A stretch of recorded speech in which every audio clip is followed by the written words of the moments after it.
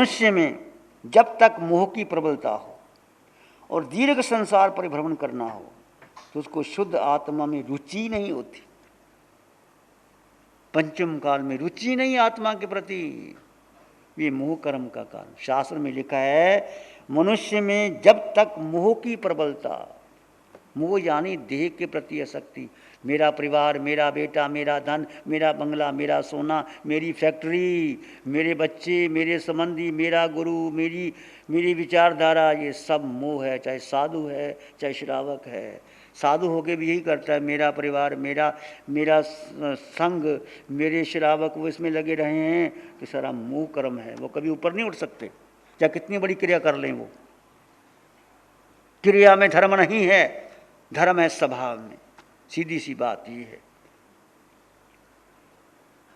मनुष्य में जब तक मोह की प्रबलता हो और लंबा संसार पर भ्रमण करना हो तो शुद्ध आत्मा में निश्चल रुचि नहीं होती। इसका मतलब आपकी रुचि है तो आए हो, रुचि है आपकी। मूड का जो मूड बनावे सो मोह, मोह का जो मूड बना दे, पता ही नहीं, मूर्छा भाव में आप आके आपको नींद आ गई, आधा घंटा सोए रहे, रात को सोए रहे, उठे नहीं, मूड बना देता है। और बुढ़ापा में आकर के व्यक्ति मूड हो जाता है। कई संत, कई ऐसे हैं बहुत धर्म करते हैं, पूरी ज़िंदगी धर्म करते हैं, अंत सब भूल जाते हैं, मूड हो जाते हैं, दुखी हो जाते हैं, रोते हैं, क्या करें, कुछ सुनता नहीं हमारी बात। वो मोह कर्म का बल है। मूड बनावे सो मोह। जो आत्मा के प्रति प्रीति ना होने दे, आत्मा के प्रति प्रीति, प्रीति किसके प्रति है? शरीर के प्रति, विचारों के प्रति, धन के प्रति प्रीति है, आत्मा के प्रति प्रीति नहीं। आत्मा के प्रति प्रीति ना होने दे। पांचों इंद्रियों के विषय में आसक्त बनावे। जो पांचों इंद्रियों के विषय, आँख, नाक, कान, जिह्वा, इसमें आसक्त बनावे समूह। जीव में जब तक उसकी प्रबलता हो तब तक आत्मा में सच्ची प्रीति नहीं होती। साथ ही संसार में दीर्घ काल तक भ्रमण करना हो, ऐसे जीव को भी आत्मा की प्रीति, सद्भावना नहीं होती। मोह का अर्थ क्या है? ये मेरे, ये पराए, ये मेरी परंपरा, ये तेरी परंपरा, ये मेरा गुरु, ये तेरा गुरु। जो ऐसा करते, कोई भी करता है, ये मेरा, ये तेरा, ये सजीव, ये निर्जीव, ये संबंधों का चिंतन करना, ये मोह है। आत्म दृष्टि से, तात्विक दृष्टि से विचार करने पर विश्व में किसी का कुछ भी नहीं है। विश्व में क्या तुम्हारा है?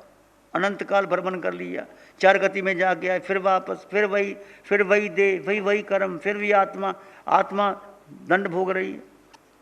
विश्व में कुछ भी अपना नहीं है। इसने मुझे आदर दिया, इसने मेरा अपमान। हम क्या करते हैं? जो मीठे शब्द बोल देता है उसको मित्र बना लेते हैं, जो कड़वे बोलता है उसको शत्रु बना लेते हैं। इसने मुझे आदर दिया, इसने मेरा अपमान कर दिया, इसने मेरी कीर्ति बढ़ाई, इस व्यक्ति ने मेरी अपकीर्ति कर दी, ऐसा चिंतन करना मोह। समझ में आ गया? सिंपल भाषा में। परिवार में कैसा होता है? ये तो बेटा ठीक है, ये मेरी आदर करता है, ये नहीं करता, ये ऐसा करता है। ये किंतु परंतु मेरा तेरा करना। मैं क्या करूं?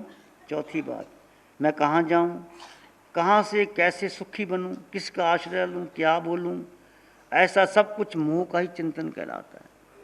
जब मोह है तो आर्त रौद्र ध्यान होगा, गति पशु बनोगे या नरक जाओगे या ऐसे भटकते रहोगे। मोह नहीं करना, किसी से मोह नहीं करना, सब छोड़ दो। नदी नाव संयोग, तुलसी इस संसार में भांत भांत के लोग, सबसे हिलमिल चालिए, नदी नाव संयोग। आज हम इकट्ठे बैठे हैं, पूरा भरा पंडाल, खचा खच, कल शाम को विदा हो जाओगे। कौन किसका, कौन किसका? और मैं कहूँ इतने लोग शिविर कर रहे हैं, मेरा इनका टपके, मैंने क्या लेना देना? तुम्हारा धर्म था, तुम्हारा पुण्य था, तुम आ गए। जिसने लेना था ले लिया, जिसने नहीं लेना था मत लो। कोई खाली जाएंगे, कोई कर्मों का बंधन करके चले जाएंगे, कोई हल्के चले जाएंगे, कोई शुद्ध धर्म में, कोई आत्मार्थी बन जाएंगे, कोई दोबारा फिर भी रुचि लेके आएंगे। ये संसार है। इसको तुमने अपना मान लिया, ये मोह है। इसलिए घर को अपना मत मानो। रहो घर में, कोई दिक्कत नहीं है, परिवार में रहो, घर में रहो, धन कमाओ, पर अपना मत मानो। ये घर मेरा है, ये परिवार मेरा है। जो रहे निकालते रहो, निकालते रहो। जैसे कुएं से पानी निकालते निकालते क्या कुआं, ये कुएं से पानी ना निकालो तो कुआं गंदा हो जाता है। ये घर कुआं है, ये गृहस्थी कुआं है, जितना निकालो उतना पानी स्वच्छ आता रहता है। देखो कुएं से पानी निकालते हो तो कुएं से अपने आप पानी भर जाता है। नीचे कुएं में वो स्रोत लगे होते हैं, पानी निकालोगे स्रोत से अपने आप पानी भर जाता है। एक हौज में पानी डालो, जितना पानी डालोगे वो गंदा हो जाएगा। केवल आत्मा ही चित्त रूप है। मैं शरीर हूँ, शरीर मेरा है, मैं पुरुष हूँ, मैं स्त्री हूँ, ये संबंध मेरे हैं, वो परे हैं, ये सब मोह है। मैं शरीर हूँ, मैं पुरुष हूँ, ये भी मोह है। पुरुष का शरीर है, आत्मा पुरुष स्त्री नहीं है। आप क्या बोलते हैं, मैं पत्नी हूँ, मैं पुरुष हूँ। शरीर पुरुष का है, शरीर स्त्री का है, आत्मा का पुरुष शरीर नहीं है। कहने को कहना पड़ेगा कि मैं पुरुष, कहना तो चाहिए देह पुरुष की है, देह स्त्री की है, और कहना चाहिए कि जो कुछ भी है वो मेरा नहीं है। माँ ने नाम दिया था, देह का नाम है, हम कहते मैं शिव मुनि, भूल गए ना। नाम दिया था किसी ने, उसको अपना मान लिया और वह वो बन गया, मिथ्या तो बढ़ गया। पिता कितना ही कुछ कर ले, बेटे का कर्म नहीं है तो सब गवा देगा। जिस मनुष्य ने तो दूसरों के सुख दुख में घट बढ़ या कमी बेशी नहीं कर सकता। जिस मनुष्य ने जैसे परिणामों के साथ, जैसे रस के साथ जो कर्म बांधे हैं, वो कर्म वैसे रस के साथ, वैसे परिणाम के साथ बिना भोगे छुटकारा नहीं मिलता। तो कर्म बांधे के, हंस हंस के बांधे तो भोगना पड़ेगा। रस ले के बांधे, रस ले के नहीं खाना। जैसे भोजन करते हो, आहा मजा आ गया, क्या भोजन बनाया। तुम तारीफ मत करना घर वालों की, और भी फूल के कुप्पा हो जाएगी और बढ़िया बढ़िया खाना बनाएगी। बृहस्पति का 6 दिन खाना तो खा लो, बस खत्म करो बात। रस लेके करोगे तो कर्मों का बंधन होता है, जो आया वैसा खा लिया। कोई किसी को सुख नहीं दे सकता, कोई किसी को दुख नहीं दे सकता।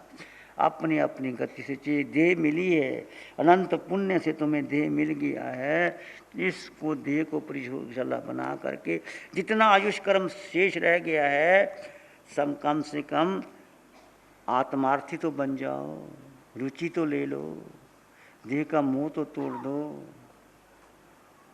आत्मा ही शत्रु है, आत्मा ही मित्र है। कैसे, समझ में आई? आत्मा जब देह के साथ लग जाता है तो शत्रु हो जाता है। आत्मा जब अपने में स्थित रहता है, देह से अलग होता है, जीव और अजीव अलग होते हैं, तो आत्मा मित्र होता है। अपकता विकता या दुहान या सुहान या अपमित्रम अपित्रम दुपट सुपट। आत्मा मित्र, आत्मा शत्रु। कैसे?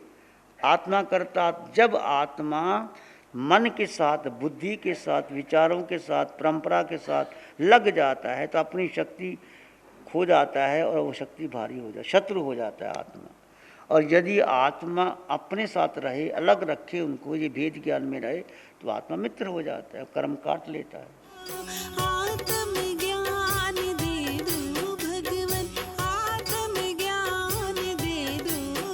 कि हम कितने भाग्यशाली हैं। आत्मज्ञानी सद्गुरुदेव ध्यान गुरु हमको ध्यान करवाने के लिए आए हैं, आत्म ध्यान करवाने के लिए आए हैं। बस यही श्री चरणों में प्रार्थना है कि जो हमने आपसे मार्गदर्शन पाया, वही मार्गदर्शन, वही हमें शायिक सम्यक्त्व दिलाए और हमारे मोक्ष मंजिल की राह आसान कराए। इन्हीं दे दो भगवन। ध्यान का अर्थ क्या होता है? ध्यान यानी होश में आना, विवेक में। होश यानी आत्मा में आना। ध्यान यानी एकत्व में, मैं आत्मा अकेला था, हूँ, रहूँगा। ध्यान यानी संयोग का त्याग, परिवार, पद, प्रतिष्ठा, वैभव, शरीर का त्याग करना, ये ध्यान में होता है।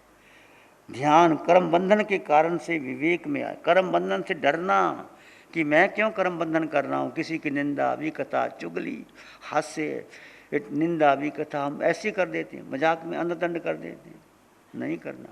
पत्ता तोड़ दिया, कुत्ते की पूंछ मरोड़ दी और ऐसे मार दिया, डली मार दी, तालाब में उठा कर डली मार दी, नर्थदंड है।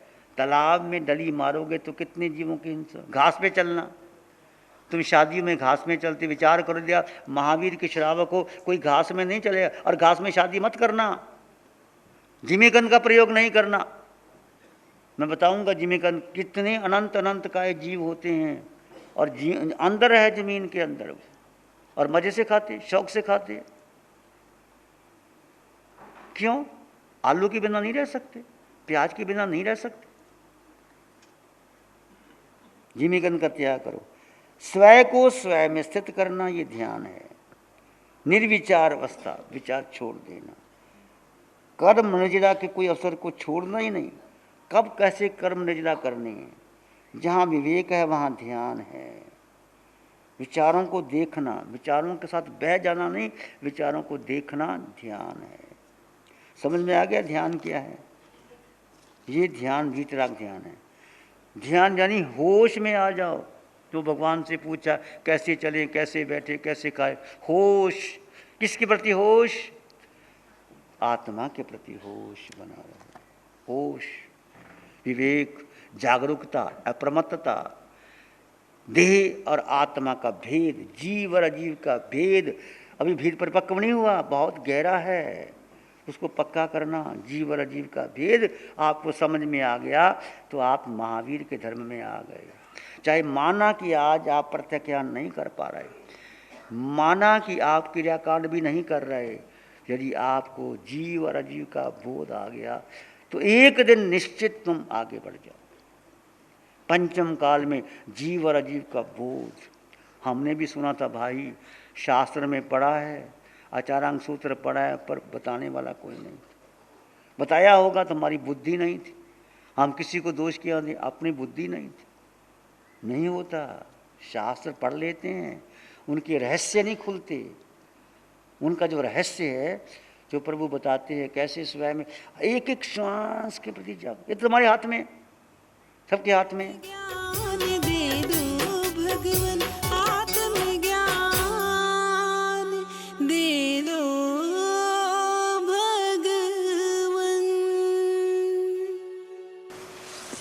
ध्यान करेंगे, आंखें बंद कर लीजिए। मन वचन काया शांत, शरीर शांत, विचार शांत, सृष्टि शांत, वातावरण शांत, हर दिशा हर किनारा शांत शांत शांत। सिर के सिरे से पांव के अंगूठे तक अपने भीतर शुद्ध चेतना का एहसास कीजिए।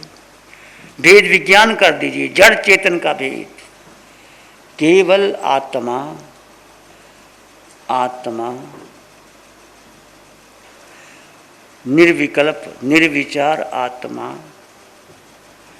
आत्मा का रंग नहीं, रूप नहीं, वर्ण नहीं, गंध नहीं, रस नहीं, स्पर्श नहीं। आत्मा खाती नहीं, पीती नहीं। जो श्वास आ रहा है, जा रहा है, उस आते जाते श्वास के साथ रहें। एक एक श्वास अनमोल है, एक एक समय बहुमूल्य है। जैसे दृष्टा भाव से देखोगे, आपके विचार स्वयं शांत होंगे। ध्यान के अंतर्गत कोई साता की चाहना नहीं रखना। यहाँ उद्देश्य साता का नहीं, सुख का नहीं, सुख का रहेगा। सुख आत्मा में है, साता शरीर की है। अब सुख साता पूछते हैं ना महाराज, सुख साता है। सुख यानी आत्मा का सुख, साता यानी शरीर का साता। किसी आकार को सोचना नहीं, विचारना नहीं। जीव तो निराकार है, अपने निराकार तत्व में स्वयं को स्थित कर ले। अरिहंत समान, सिद्ध समान, अष्ट गुणों से युक्त आत्मा। मैं आत्मा हूँ, मैं सत्य हूँ,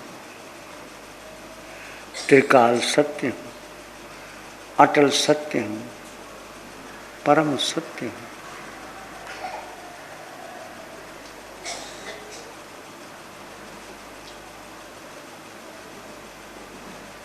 उस आत्मा को जानो